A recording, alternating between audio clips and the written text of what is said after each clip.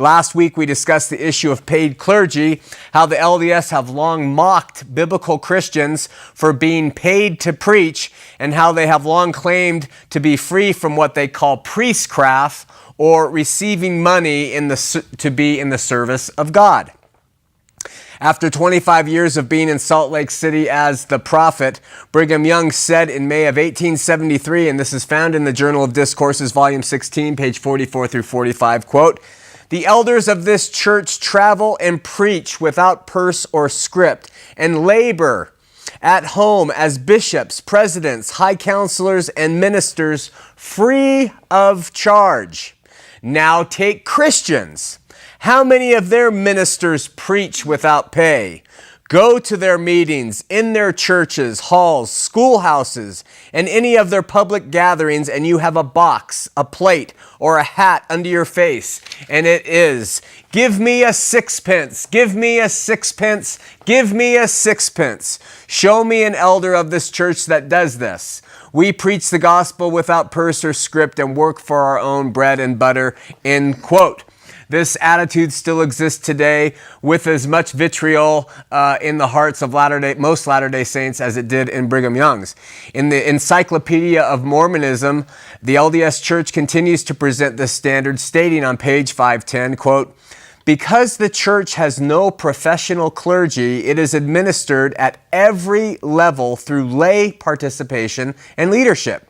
And officials, other than general authorities, contribute their time and talents without remuneration," end quote. In and of itself, this statement is very misleading. The Mormon Church is not administered, quote, "at every level through lay participation." But this is not our point tonight. The Encyclopedia of Mormonism then qualifies the income general authorities receive by saying, quote, "Because general authorities are obliged to leave their regular employment for full-time church service, they receive a modest living allowance provided from income of church investments," end quote. So their justification is that the LDS general authorities, because they are involved full-time in the service of the church, warrant an income.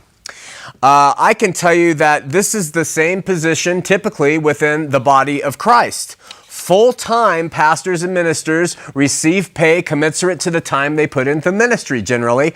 Part-time pastors usually have outside employment to support themselves. So they're no different in that regard.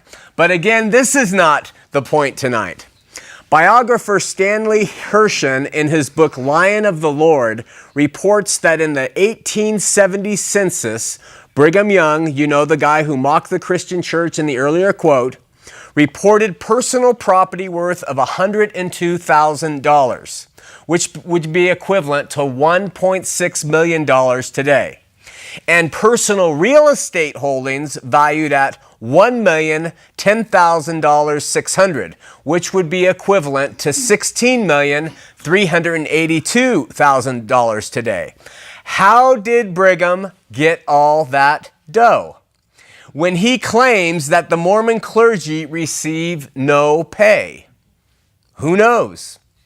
What we do know is that Brigham Young regularly borrowed assets from the church itself for his own personal use in business acquisitions, and at the time of his death, according to LDS author B.H. Roberts, in his comprehensive history of the church, Brigham Young owed over $1 million to the church in borrowed funds, leaving his net worth at the time of his death, after paying the church back, which his estate had to do, at $224,000, which today would be the equivalent of having an estate worth $3,630,000, which is still not bad for a guy who is an unpaid clergy. Look, at the heart of the matter, this is all a game.